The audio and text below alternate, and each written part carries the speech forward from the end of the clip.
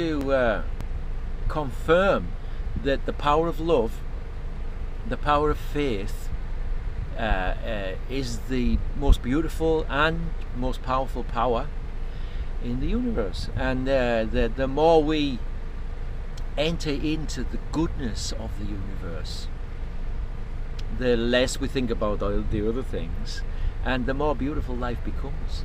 And so everything has a purpose and a use, and everything has a reason. There's always a reason and a lesson to learn, and we're on a big everlasting learning curve. And right now, you know, we have all this pollution and stuff and more people on the planet, but the solution is here. And the solution, really, it's amazing, is all the stuff that we don't want. It's all that trash that we don't really know what to do with can actually solve the problems of the world. Hello! Is it 50 pesos for a tour? I mean, it's very nice to have all the water around and everything, but it's very hard to get the plants to start growing, you know. And is that what holds everything together? Yeah, that's in bags, in like old fruit and vegetable sacks. Yeah. And then I lay that with plywood that I find from all over the place. And what happens is the plywood and the pallets that I use to put on the top, that rots away as well. So I have to keep putting new pieces on until the root. So it depends. If the trees are growing fast, then actually I don't need to change the wood, and it just turns into a natural piece of land. So this is starting to be more and more natural. I never need to change anything. The sand is all locked in with roots. You feel the roots there? Yes, absolutely. Look. Yeah. So it just becomes like a piece of land, but it's totally floating. You can see the movement there, look. Yep. And how long has this been? This is 6 years. It took me about 5 months just to get enough done to put the tree on, you know what I mean? But when it like this, all of this area doesn't need any maintenance. It's gone natural. I don't need to do anything. I use all types of trash. So I use the trash that floats for underneath, you know, to lift the iron. Yogurt cartons, plastic bags, glass bottles, tin cans, everything goes inside the same bag. And what I do is I lay it, you see one through here, I lay it over the top and I lift, so I make it thicker on the top. And then I put more earth on the top. Right. And it gets two levels. It's like a lasagna. You have trash, and then you have earth, and then you have trash and earth again. So the top earth here, all of these and this is no salt in here. So this is gonna this I can grow anything. You see, this is rooting through the whole of the floor here. It's very, very strong indeed. Yeah, I put some earth on the top. Mm-hmm. And then we have this, all this concrete is on the top as well. Right. And it's fine. Yeah, very strong. In the morning you wake up and you ask for your coffee or whatever. Give me my granola. Ground control to Major Tom. You've really made the grade. I just called to say I love you.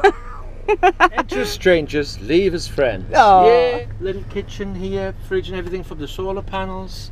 Up of Isla Mujeres. Yes. Now, this is probably the most amazing island on the planet, and I'll tell you why. First of all, it's the only island on the planet called Woman. What's on the very nose here? There's a temple. It's a fertility temple. Oh, really? Yeah. So in the Mayan times, thousands of years ago, women, young women who wanted to have a baby would come here on a boat with a Mayan shaman woman, and they'd go in the temple there. And this point here is the most eastern point of the whole of Middle America. That woman who's in that temple would see the sun first out of everybody. It's on the third eye of the fish, a temple. That is our temple as well. So it's got a mouth, and they've built an all-inclusive restaurant on there where you eat as much as you want. Yeah, How right. crazy is that? Yeah, yeah. And so all the people live in the body, and all the parties are on the tail where the tail moves, and everybody's dancing. So it's freaking crazy. This is the belly. Look, you can see a normal fish is like that, right? Mm-hmm. A pregnant fish is like that. So what's this? This is the womb of the fish, and that's where we are. That's right. That's where the captain told me, the captain of the water, The port captain said, do it in that lagoon. And so I'm right here. That's where we are now. And how are you going to power it to move it around? It's going to be powered with sails and flippers that work on the tail underneath the water. So every time the wave passes, it pushes it forward like this. It's going to be like a double flipper underneath. So it's a wave-powered flipper. Okay, so you would be able to steer it. Yeah, and there'll be rudders. Well, you can steer it with the sails. Yeah. But to get it out of the lagoon, it'll have to be pulled with boats. This is a biodegradable toilet. It's always with leaves on the top. Right. So if we do something in there, a few more leaves on the top, and then when it comes too high, I have this thing here with the wood on the bottom. Right. Outside there's a cloth, and I can take it out, and it's soil for the garden. So it feeds the garden. Yeah. And here for washing your hands, you have this lovely. Oh, that's just beautiful. Yeah, it's kind of nice. I mean, even a little air conditioner, but eventually I'm going to make air conditioner from the waves. One of those holes outside, when the wave passes, the water goes up and down. I've seen it. Because of the weight of the island presses on the water, and the wave comes under and it pushes up. So if you put a platform over one of those holes, every time the wave comes up, you can push air cooled by the water through tubes. And the tubes, look, I've already started making them. See there? Oh, right. This is made out of plastic bottles with a cloth around. You just put a cloth in there to stop it. When you take the cloth out, the wave pushes the air out here. Oh, that's a shower there. That's a lovely shower. Thank you. Many years ago, I was very concerned about just the whole world, the war and then the overpopulation, more people, and I was just thinking, what is the future? Protect the nature, try and let everything live, give everything respect, as much as possible.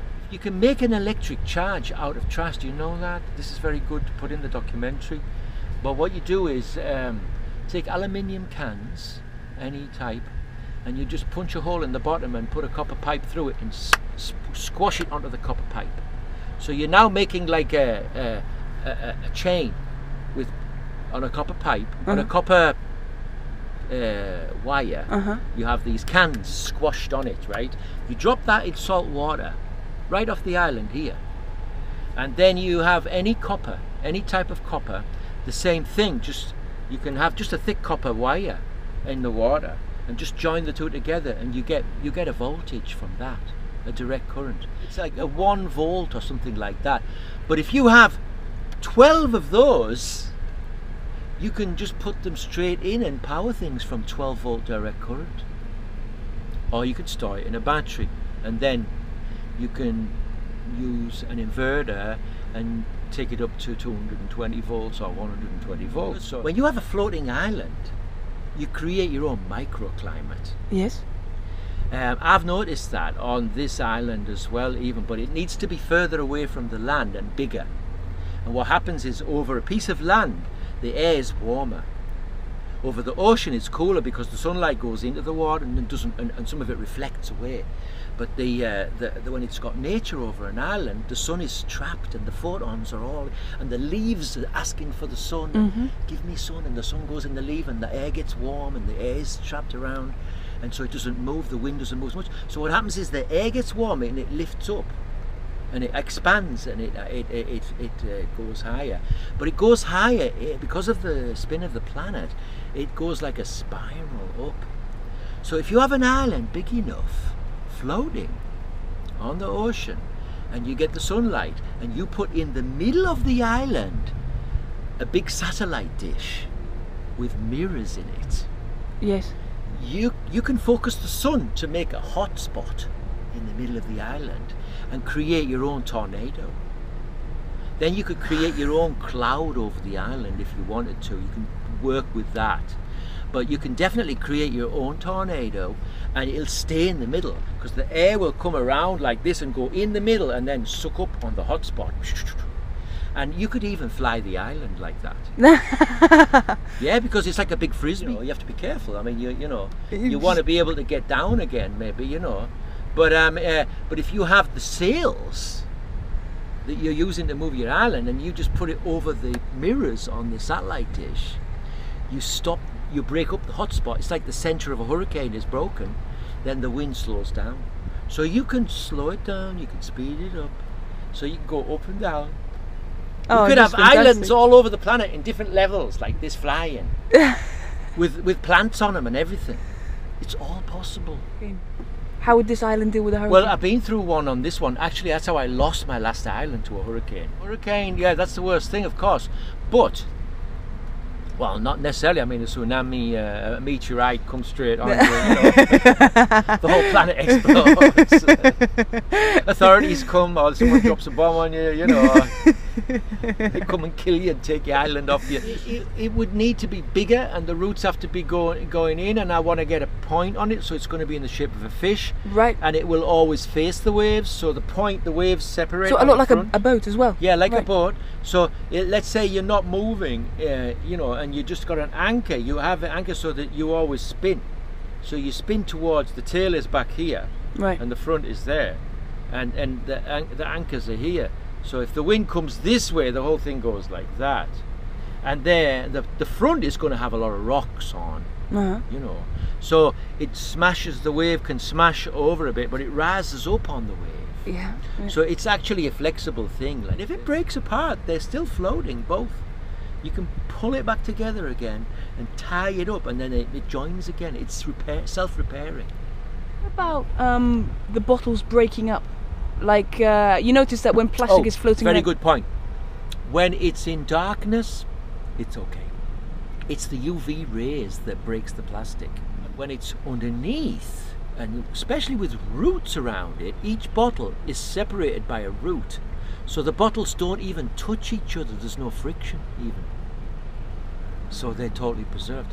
Could be thousands of years or more. Oh, Sola mio, give your trash to me for my floating island to sail the sea. Oh, please give your trash to me. Help me for my floating island to sail